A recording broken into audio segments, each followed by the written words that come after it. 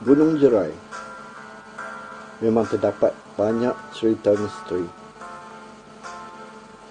Golongan pengamal perubatan tradisional banyak menjadikan Gunung Jerai sebagai tempat mendapatkan ilmu.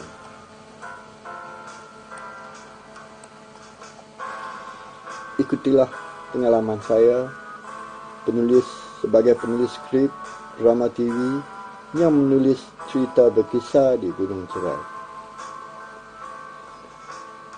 Semasa proses mencari tempat penggambaran, kami mendapat berbagai cerita misteri daripada penghuni Gunung Jerai. Jom kita ikuti ceritanya. Sebelum itu, apa kata kalau kita ikuti dulu intro channel dan opening video. Jom kita.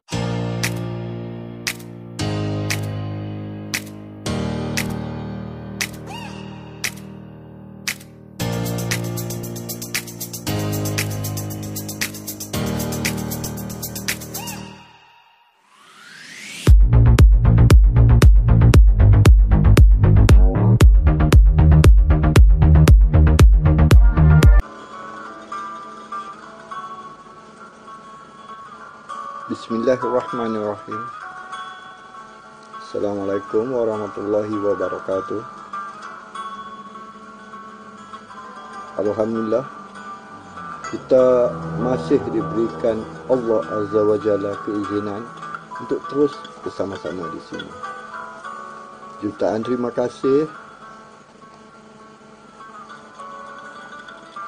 saya ucapkan kerana kawan-kawan sudi singgah di sini untuk bersama-sama saya.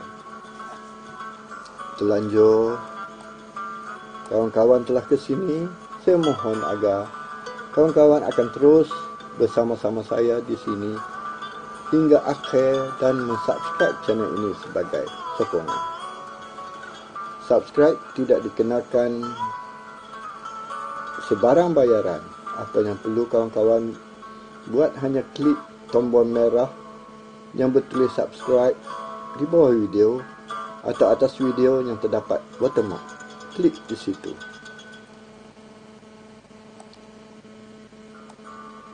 Bagi saya, kehadiran kawan-kawan di sini, apalagi dengan mensubscribe channel ini, merupakan satu penghormatan yang cukup besar buat saya. Bagi kawan-kawan yang sudah singgah di sini dan mensubscribe channel saya ini, saya berdoa agar kita sentiasa berada di bawah rahmat dan pemeliharaan Allah Azza wa Jalla, agar kita dapat terus bersama-sama di sini. Sekiranya kawan-kawan ingin mengikuti video lain dari channel saya ini, kawan-kawan boleh ke wall YouTube dan type nama saya, Azaman Sulaiman. InsyaAllah akan muncul video-video dari channel saya di beranda YouTube. Pilihlah mana yang berkenan. Kawan-kawan juga boleh tunggu di bahagian akhir video ini, di mana pihak YouTube akan mencadangkan kepada kawan-kawan video dari channel saya yang boleh diikuti. Jadi tanpa melengahkan masa, jom kita ikutinya.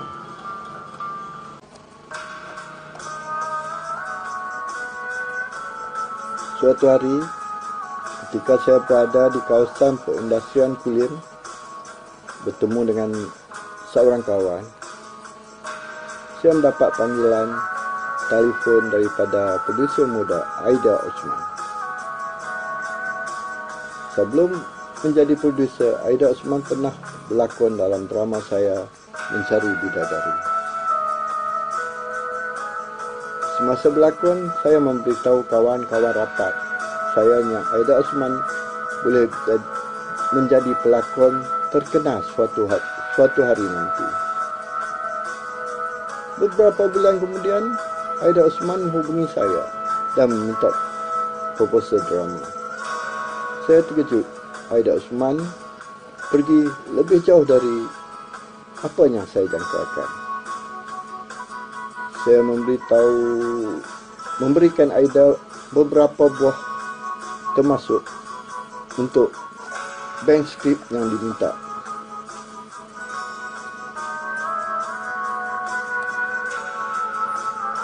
Dalam panggilan itu, Haidar Osman bertanyakan saya adakah proposal pertemuan di kaki Gunung Jerai itu milik saya. Saya menjawab ya dan bertanya kembali kenapa. Haidar Osman memberitahu bahawa skrip itu telah diterima oleh RTM dan mereka menjemput untuk hadir ke production meeting.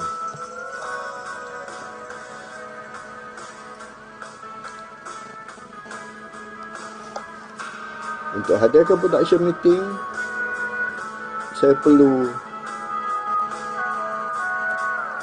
siapkan full treatment untuk drama tersebut. Tugasan ini bukan satu tugasan yang mudah kerana dari proposal yang mempunyai sinopsis cerita lebih kurang 1 ke 1,5 muka surat A4 perlu dikembangkan menjadi 70 hingga 100 lebih scene, gantung pada kekuatan penulis. Lazimnya saya mengambil masa 3 atau 4 hari untuk menyiapkan treatment itu. Namun untuk mendapatkan hasil terbaik perlukan masa seminggu. Setelah treatment dilulus, saya perlu menyiapkan full script. Ini tidak begitu sulit kerana hanya mengisi dialog saja dan menulis sedikit lakon ayat. Telemovie pertemuan di kaki Gunung Jerai ini agak istimewa kerana tidak melalui proses pitching. Lazimnya drama yang disiarkan di RTM perlu melalui proses pitching. Biasanya pihak RTM akan mengadakan proses pitching ini sekali atau 2 tahun sekali. Sekali atau 2 kali setahun. Pihak RTM mengambil masa 2-3 minggu untuk melaksanakan proses pitching. Ketika itu di kantin RTM penuh dengan penulis skrip dan produser, juga pengarah drama. Bagi saya bagaikan pesta pertemuan penulis. Ketika saya hadir pertama kali pitching untuk drama Mencari Bidadari, saya terdengar ada orang menyebut nama Mazlan Manan. Mazlan Manan adalah pengarang baca ria dan beliaulah orang yang bertanggungjawab membawa saya masuk ke dalam dunia surat khabar. Saya tak tahu setelah hilang di baca ria, beliau terlibat dalam penulisan drama. Saya berazam untuk bertemu dengan beliau suatu hari nanti. Alhamdulillah, Allah kabulkan hasrat hati saya. Dalam pertemuan itu, saya juga dapat belajar daripada beliau secara tidak langsung. Saya agak ralat hari-hari ini, saya mendapat tahu beliau sakit dan saya tak berpeluang menziarahi beliau di Terengganu dan kebetulan saya juga tidak sihat dalam beberapa tahun ini. Saya berdoa agar saya kembali sihat dan dimurahkan rezeki agar saya dapat menziarahi beliau. Berbalik kepada proposal pertemuan di kaki Gunung Jerai, terlepas dari proses pitching, mungkin juga proposal ini pihak RTM ambil dari bank script yang pastinya telah melalui proses penilaian mereka yang tersendiri. Hakikat sebenar proposal drama pertemuan di kaki Gunung Jerai ini saya buat untuk sahabat saya Kamal Ishak, seorang pengarah filem. Kamal Ishak ketika itu ada hubungan dengan syarikat penerbitan drama di Sabah dan beliau minta saya untuk buat drama yang ada kaitan dengan Sabah.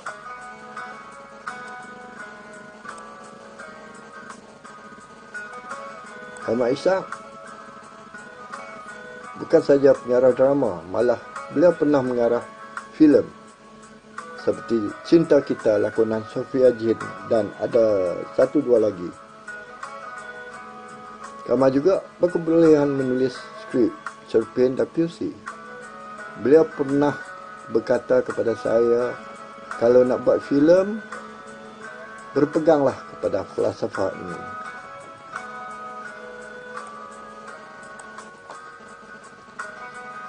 Selit dan tonjolkan budaya kita. Lihat filem Hollywood dan Bollywood. Pasti mereka akan tonjolkan budaya mereka. Saya mula melihat dan mengkaji, memang benar. Inilah satu-satunya ilmu yang saya dapat daripada beliau, yang amat besar maknanya. Inilah Kama Ishak. Saya sedar saya tidak mampu untuk membuat sebuah drama kerana Sabah mempunyai terlalu banyak etnik dan saya tidak tahu budaya mereka kerana saya sendiri tidak pernah ke Sabah dan bergaul dengan masyarakat Sabah. Namun saya tetap buat dan saya namakan proposal itu Pertemuan di Kaki Kinabalu. Proposal inilah yang saya olah kembali dan menghantar ke bank skrip melalui syarikat Aida Osman. Ini juga pelajaran yang saya terima sebagai penulis skrip. Bila ada idea, buat saja. Jika tidak diterima, olah balik. Masukkan elemen baru dan buat jodoh baru.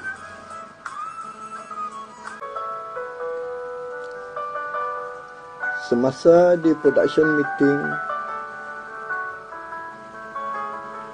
di RTM, saya terpaksa berhujah dan menerangkan keadaan di Gunung Jerai.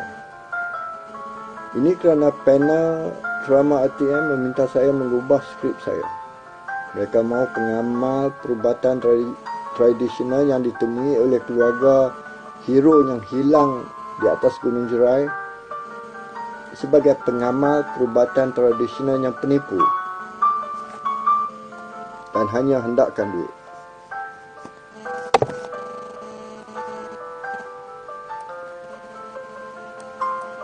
Saya terpaksa menolak kerana di Gunung Jerai kita tak boleh main-main. Di Gunung Jerai adalah tempat para pengamal perubatan tradisional bertapa dan mencari ilmu-ilmu perubatan dan lain-lain. Saya bimbang apabila kita membuat pengamal perubatan tradisional tipu dibibangi semasa pergambaran, nanti makhluk-makhluk halus di situ akan marah dan mengganggu pergambaran yang dibuat. Akhirnya kami mengambil jalan tengah dan membuang scene tersebut. Bagi saya, apabila scene tersebut dibuang, realiti kehidupan sebenar masyarakat Melayu telah hilang dalam drama ini. Lazimnya masyarakat Melayu apabila proses mencari yang hilang itu nampak menemui jalan buntu, mereka akan mencari pengamal perubatan tradisional untuk membantu.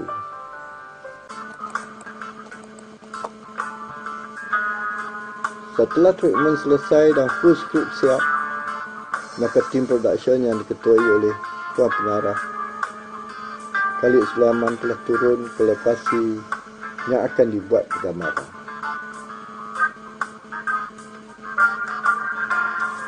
Setengah perjalanan ke puncak Gunung Jerai, kami menjumpai sebuah rumah yang cantik dan mempunyai kawasan lapang. Setelah kami dekati, kami mendapati rumah itu milik Dr. Humapati yang punya klinik sendiri di Pekan di Kaki Gunung Jerai. Kami minta izin untuk membuat pergambaran di situ dan pastinya mengambil bekalan elektrik dari rumahnya. Dalam perbualan yang singkat, doktor tersebut telah menceritakan pengalaman misteri ketika mula-mula duduk di situ. Menurut doktor itu, sebahagian kawasan ini milik jin Islam dan sebahagian yang lain milik jin kafir. Doktor itu memberitahu kadang-kadang dia mendengar lawangan azan di kawasan jin Islam. Beliau juga kadang-kadang boleh melihat jin Islam dan kafir berkeliaran di kawasan mereka. Malah rumahnya juga mereka sering datang mengganggu ahli keluarga. Selepas balik daripada riki tempat itu, saya merasa tidak begitu selesa. Saya berjumpa doktor dan doktor kata saya tak sakit. Lalu kawan saya mencadangkan saya menemui seorang pengamal perubatan tradisional di Taman Perumahan Perda di Padang Sepedak. Apabila saya berdepan dengan pengamal perubatan itu, perkara pertama yang dia tanya saya, adakah saya ke Gunung Jerai dan ada perempuan seorang. Saya tersenyum. Itu bukan perempuan, pondan, makeup artis. Menurut pengamal perubatan itu, mereka di Gunung Jerai marah. Nasib baik mereka tak buat apa-apa sangat.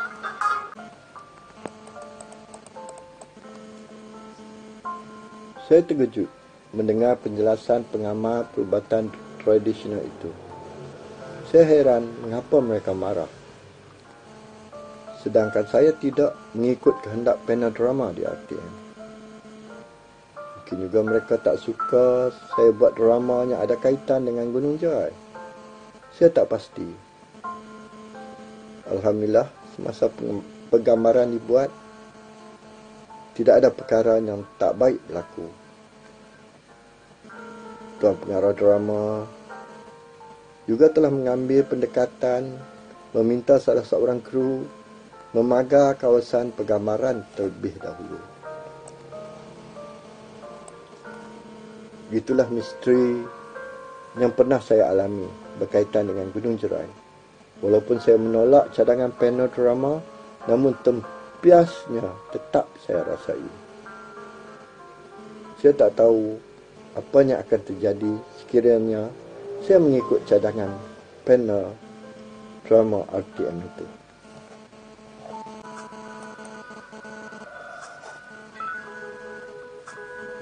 Saya berharap pengalaman ini dapat memberikan pedoman kepada saya sekiranya ingin menulis cerita di tempat misteri seumpama itu. Pengalaman ini juga boleh menjadi pedoman kepada kawan-kawan agar berhati-hati jika berkunjung ke tempat seumpama ini. Masalahnya kita tidak dapat melihat mereka sedangkan mereka sering memerhati gelagat kita. Pada kesempatan ini saya ambil agar kawan-kawan yang sudah subscribe akan terus menyokong channel ini dan mengikuti video yang telah diupload. Bagi kawan-kawan yang belum subscribe, saya mohon untuk subscribe channel ini dan terus mengikuti video-video yang telah diupload. Sokongan dan dokongan kawan-kawan akan dapat membantu channel ini terus berkembang. Kita semua tahu di media sosial sekiranya kita mengikutinya dan tambah kalau kita like, komen dan share status atau video, status dan video itu akan hidup dan akan sampai kepada lebih ramai orang. Oleh itu, bantulah saya dengan mengikutinya dan like, komen serta subscribe, malah share channel ini kalau boleh. Saya mohon untuk undur diri terlebih dahulu. Saya ingin mengucapkan jutaan terima kasih kerana kawan-kawan sudi mengikutinya hingga akhir. Kita jumpa lagi nanti di lain video. Bye-bye. Assalamualaikum.